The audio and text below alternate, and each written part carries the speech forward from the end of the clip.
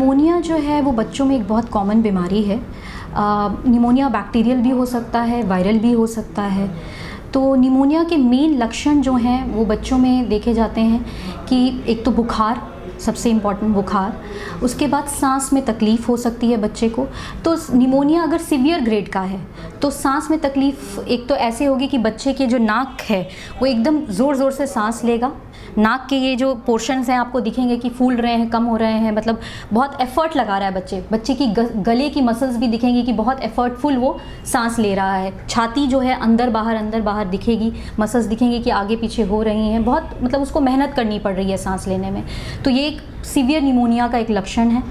बच्चों में कभी कभी ऑक्सीजन की कमी हो जाने के कारण हाथ पैर नीले भी पड़ जाते हैं, जिसको हम लोग साइनोसिस कहते हैं। तो ये भी एक सीवियर निमोनिया का इंडिकेशन है। सर्दी खांसी हो सकती है, कफ हो सकता है बच्चे को उस टाइम पे, और फीवर मेनली निमोनिया में हाई ग्रेड आता है, 102 103 बुखार आ सकता है। तो जब भी अगर बच्चे को इस टाइप के सिम्टम्स हैं तो आप अपने पीडियाट्रिशियन को कंसल्ट करिए, एक बार ज़रूर दिखाइए, ताकि वो एक बार उसको ओवरऑल चेक कर लें, ये देख लें कि कहीं चेस्ट में इन्फेक्शन, निमोनिया का जो चेस्ट में इन्फेक्शन हुआ है या नहीं हुआ है, या अभी बहुत सिवियर नहीं है। तो antibiotics are the mainstay for this pneumonia treatment. तो एंटीबायोटिक्स देना ज़रूरी होता है। एंटीपायरेटिक बुखार के लिए देना ज़रूरी है। कफ एंड कोल्ड है तो हम उसके लिए एंटी एलर्जिक दे सकते हैं।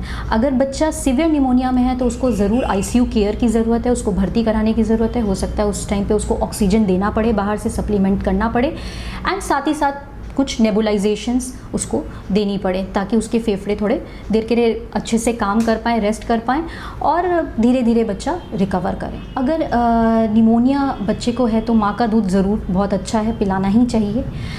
लेकिन कभी कभी क्या होता है कि निमोनिया में इतनी तेज़ सांस चल रही होती है कि बच्चा माँ का दूध नहीं खींच पाता है या अच्छे से नहीं पी पाता है। तो उस टाइम पे बच्चे को भर्ती करवा के हम लोग उसको थोड़ा सा पहले ट्रीटमेंट दे के उसके बाद बोलते हैं कि माँ का दूध आप कंटिन्यू करें। लेकिन माँ का दूध हमेशा कंटिन्यू रखना है, उसको बंद नहीं करना है।